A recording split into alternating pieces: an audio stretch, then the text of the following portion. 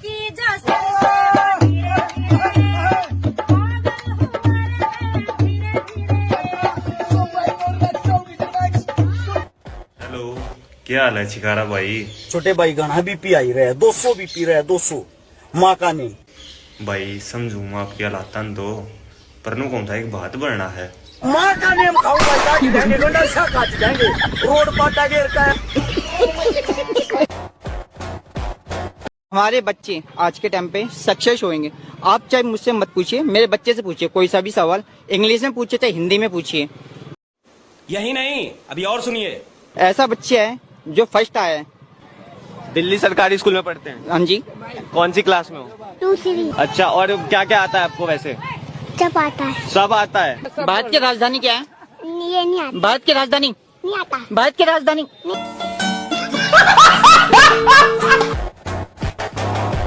वक्त मैं दिल्ली में मौजूद हूं। साथ ही साथ आपको बता दूं कि राष्ट्रीय मुस्लिम मोर्चा का यहां पर कार्यक्रम आज आयोजित किया गया है। राष्ट्रीय अधिवेशन किया जा रहा है और ये तीसरा अधिवेशन है। खास बात यह कि इस अधिवेशन का हिस्सा बनने न केवल मुस्लिम समुदाय, ओबीसी समुदाय, बल्कि किसान भी पहुंचे। हमारे साथ धनखड़ जी मौजूद हैं जो कि खाप पंचायत के अध्यक्ष हैं। सबसे पहले तो स्वागत है आपका। ये आह्वान होता है हिंदू खतरे में, हिंदू खतरे में। आप बताइए हिंदू खतरे में है? हिंदू है कौन? हाँ। हिंदू है कौन? आप बताइए। नहीं, हम तो हिंदुस्तानी हैं। हाँ। हिंदू है कौन? ये बार बार बांट रहे हैं। आप भी इंसान हैं, मैं भी इंसान हूँ। और मूल निवासी है। टोटली मूल निवासी। हिंदू नहीं है ना, हिंदू के नाम की तो कोई चीजें को नहीं। दारू नहीं रे बाबा, दवाई है। गाली गलौज है। ये सुप्रीम कोर्ट भी इनकार कर रही है। 18 दिसंबर 1995 को 11 दिसंबर 1995 को सुप्रीम कोर्ट के आदेश है कि हिंदू कोई धर्म नहीं। ये गाली गलौज का शब्द है, इसके ऊपर बैन है। इसको तो बोल भी नहीं सकते हिंदू को तो। पर ये भाई कानून जो है वो बड्डा के लिए है और छोटला ठोक दे। ताऊ आपत्तिजनक। एक अत्यंत गंभीर मुद्दा है जिससे मैं थोड़ी व्यथित हूं और इसलिए आपसे बात करना चाहती हूं। चुनाव या तो जीता जाता है या हारा जाता है। हरियाणा में चुनाव की हार के बाद जिस तरह से हमारी लीडरशिप के ऊपर आक्षेप और आरोप लगाए जा रहे हैं वो दुखद है। मैं समझ सकती हूं कि हमारे समर्थक निराश हैं, परेशान हैं। मैं आपके समर्थन की जबरदस्त इज्जत करती हूं, सम्मान करती हूं। मैं नहीं दिखाऊंगा। लेकिन अनर्गल, अमर्यादित आरोप लगाना गलत है। चुनाव ना कोई एक व्यक्ति, ना कोई एक मुद्दा हराता है या जिताता है। चुनाव में तमाम समीकरण होते हैं, तमाम मुद्दे होते हैं जिससे चुनाव का परिणाम निर्धारित होता है।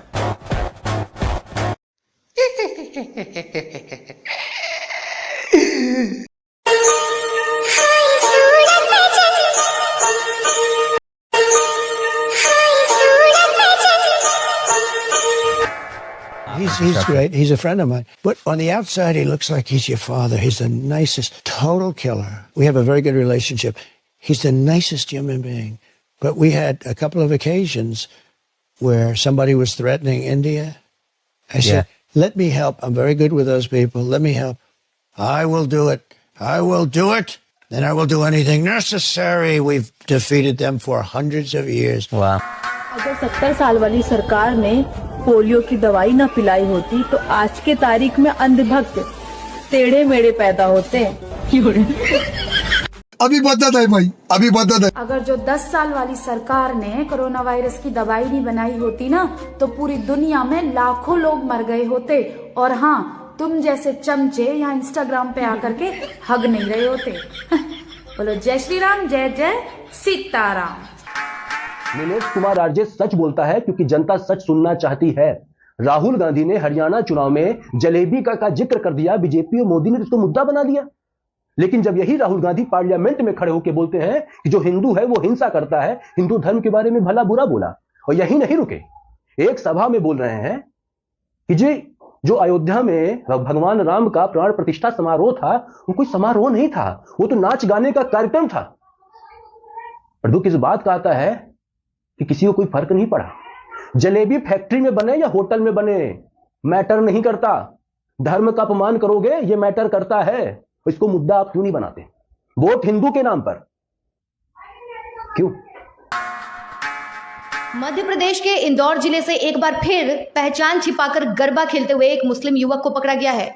हीरानगर के गरबा पंडाल में वह खुद को अमन बताकर एक नाबालिग लड़की के साथ गरबा खेल रहा था। हिंदू जागरण मंच के कार्यकर्ताओं ने शक होने पर जब उससे पूछताछ शुरू की तो पता चला कि उसका नाम अमन नहीं बल्कि आमिर खान है और वह बालाघाट से उस लड़की का अपहरण करके उसे इंदौर लाया है। हिंदू जागरण मंच के कार्यकर्ताओं ने आमिर खान को पकड़कर पुलिस के हवाले कर दिया और लड़की को उसके माता पिता को सौंप दिया। और जब गिरफ्तारी के बाद पुलिस ने उसका मोबाइल चेक किया तो उसमें 1 या 2 नहीं बल्कि 10 से ज्यादा हिंदू लड़कियों के साथ उसकी अश्लील फोटो और चैट्स मिली है। अब पुलिस को शक है कि उन लड़कियों को आमिर द्वारा ब्लैकमेल किया जा रहा है।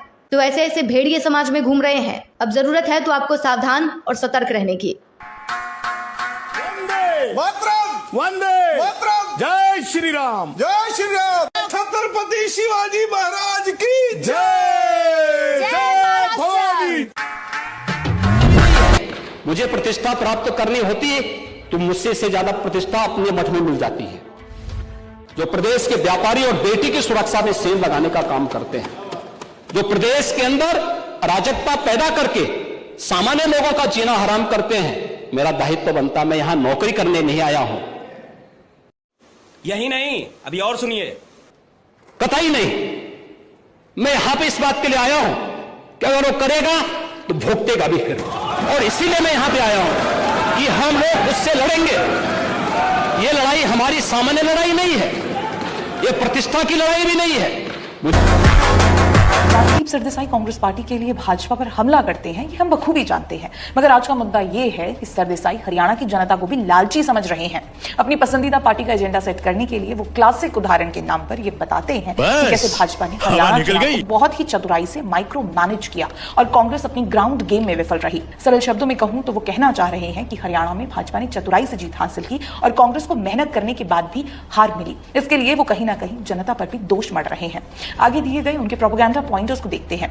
यहाँ वो बताते हैं कि भाजपा ने कैसे वाल्मीकि, झिमेर, मजबी जैसे अनुसूचित जाति समूहों को लालच दिया। तो क्या सरदेसाई जी हरियाणा की जनता को लालची कहना चाहते हैं? अब अगर जनता भाजपा के विकास कार्य से, भाजपा की योजनाओं से खुश है और उन्हें वोट देती है तो लालची सरदेसाई, राजदीप सरदेसाई को ये जनता लालची लगती है। ठीक वैसे ही जैसे एक चोर को हर दूसरा आदमी चोर ही लगता है। केवल यही नहीं बल्कि इस पोस्ट में राजदीप सरदेसाई ने बड़ी ही बेशर्मी के साथ एससी समुदायों का वर्णन करने के लिए लोअर शब्द का इस्तेमाल किया और बाद में पोस्ट को एडिट भी कर दिया। ऐसे में ये तो साफ हो जाता है कि ये लालची सरदेसाई के डेटा पॉइंट्स नहीं थे बल्कि ये हिंदुओं को जातियों में विभाजित करने का प्रयास था। आपको दिखाता हूं कि यति नरसिंहानंद जी क्यों खास हैं, क्यों हम उनके लिए इतने बड़ी संख्या में समर्थन मांग रहे हैं।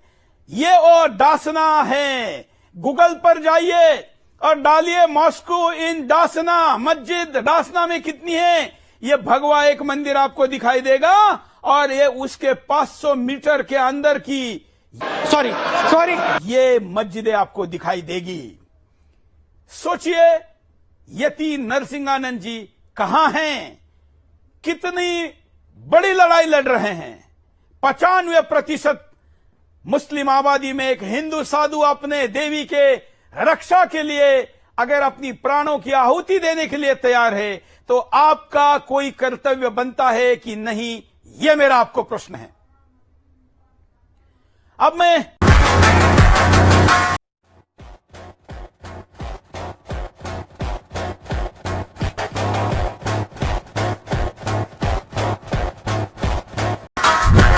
रिस्पॉन्ड लूंगा, लेकिन एक बात सिर्फ कह रहा हूं अशोक जी, ये जो इसका हिंदुत्व उसका हिंदुत्व आप लोग बड़ी आसानी से कह देते हैं ना कि इसका हिंदुत्व, बीजेपी का हिंदुत्व अलग है, विवेकानंद का हिंदुत्व अलग है, गांधी का।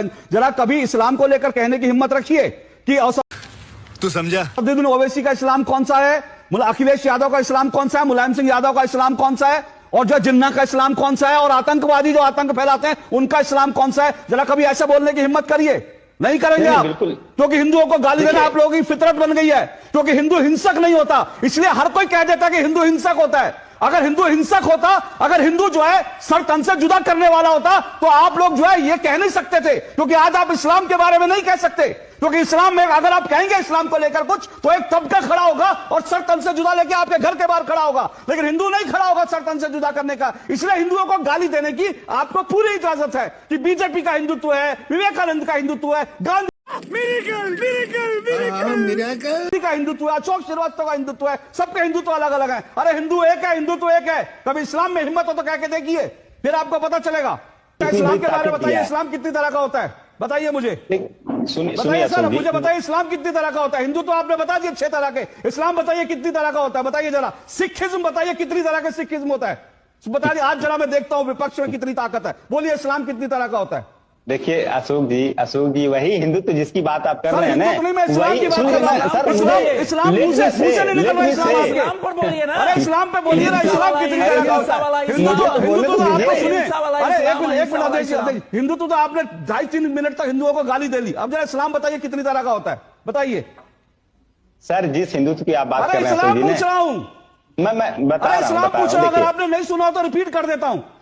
अरे देवा, ये गड़बड़ है बाबा। इस्लाम बताइए कितनी तरह का होता है उनका। देखिए जिसकी बात आप कर रहे हैं, जिसकी ना इस्लाम कहने में इतना डर क्यों रहे हैं सर आप? मुझे हैरानी है, हिंदुओं को हिंसक बताने में किसी को डर नहीं लगता। और आज मैं अभी अशोक यादव जी से, समाजवादी की पार्टी के प्रवक्ता से 7 बार कह चुका, जरा बताइए इस्लाम कितनी, एक बार इस्लाम शब्द नहीं निकला। राहुल लाल आपने हिम्मत है, बताइए इस्लाम।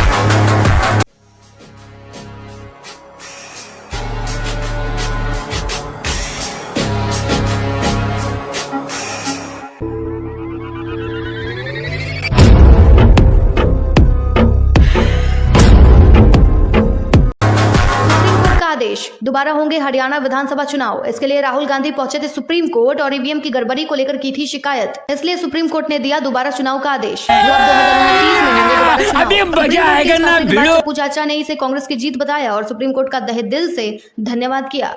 कैसा लगा मेरा मजाक? को बचाने के लिए किस हद तक गिर सकते हैं उसका सबसे ताजा उदाहरण अगर देखना है तो इस वीडियो को देखिए। ये है महाराष्ट्र के नए विपक्ष यानी शरद पवार के राष्ट्रवादी कांग्रेस पार्टी की जगन आवाण जी की धर्मपत्नी ऋता आवाण। ये कह रही है कि जैसे डॉक्टर एपीजे अब्दुल कलाम राष्ट्रपति बने उसी तरह ओसामा बिन लादेन एक आतंकवादी बना। लेकिन उसे आतंकवादी किसने बनाया? जिस तरह से एपीजे अब्दुल कलाम का बने उसे उसी तरीके से ओसामा बिन लादेन टेररिस्ट बना। लेकिन क्यों बना? पैदा इसी को नहीं बना, तो समाज ने बनाया, वो छीड़ के बने। सोचिए कि एक ऐसा इंसान जिसका बाप मोहम्मद बिन लादेन एक अरबपति बिल्डर था, जिसने इंजीनियरिंग की पढ़ाई की थी, वो आतंकवादी बनता है। और जिनके पिता न तो ज्यादा पढ़े लिखे थे ना ही पैसे वाले, चुनाव चलाकर अपना घर चलाते थे, उनका बेटा न सिर्फ एक महान वैज्ञानिक बनता है बल्कि देश का राष्ट्रपति भी बनता है। लेकिन हमारे देश के सो कॉल्ड सेकुलर नेता जो पार्टी का नाम तो राष्ट्रवादी रखते हैं पर एक मजहबी वोट बैंक को साधने के लिए आतंकवादी का महिमा मंडल करते हैं। सोचिए क्या किस तरह का होगा इनका ये वोट बैंक वाला समाज जो आतंकवादियों का महिमा मंडल सुनकर खुश होता है। खैर सत्ता पाने के होड़ में पक्ष विपक्ष के आरोप प्रत्यारोप की लड़ाई तो समझ में आती है, लेकिन जो नेता अपने स्वार्थ सिद्धि के लिए आक्रांताओं और आतंकवादियों को महिमा मंडल करते हैं उनसे गुड मॉर्निंग बोलना अच्छी बात है, लेकिन जय श्री राम से चिढ़ना ये तो सही नहीं है। जय श्री राम। क्षमता इतनी विचित्र हो गई कि हमने अपने संतों को, देवों को, सबको बांट लिया। वाल्मीकि जयंती वाल्मीकि बस्ती में ही क्यों हो? वाल्मीकि ने रामायण तो पूरे हिंदू समाज के लिए लिखा, तो भगवान वाल्मीकि की जयंती सब मिलके मनाए, भगवान रविदास की जयंती सब मिलके मनाए। और सुनिए, सारे पर्व त्योहार मिलके पूरा हिंदू समाज करे, सहभागी हो, बाहर से सहभागी हो, अंदर जाकर सहभागी हो। ये सहभागिता चाहिए। और समाज के श्रद्धा के या उपयोग के जो केंद्र होते हैं, मंदिर है, पानी है, स्मशान है, वो सबके लिए खुले चाहिए, ऐसा वातावरण चाहिए। ये हमको करना पड़ेगा, इसको लेकर हम समाज में जाएंगे। ये अभी एक चाट की दुकान है, साकिब बेकरी लिखा हुआ आ रहा है और इसने जय श्री राम लिखा हुआ, यहाँ पे जय श्री राम महक चाट। तो इसको हमने बोल दिया है कि अभी आप आपका जो भी नाम है यहाँ लिखिए, जय श्री राम और महक चाट नहीं चलेगा बिल्कुल भी। अगर आपका हिंदू नाम है तो हिंदू लिखिए, मुस्लिम नाम है तो मुस्लिम लिखिए। गुरु गोरखनाथ की फोटो लगी हुई है और इधर काली माता की फोटो लगी है और पेटीएम कर रहा हूँ तो साकिब के नाम से आ रहा है। इसको बोल दिया है मैंने ठीक करने के लिए, ठीक करें, जो भी है इनका नाम वो लिखें। इस तरह का गौरव धंधा नहीं चलेगा इस वार्ड में। आप गुरु गोरखनाथ जी की फोटो लगा रहे हैं, जय श्री राम लिख रहे हैं और नाम आ रहा है साकिब बेकरी, तो गलत है।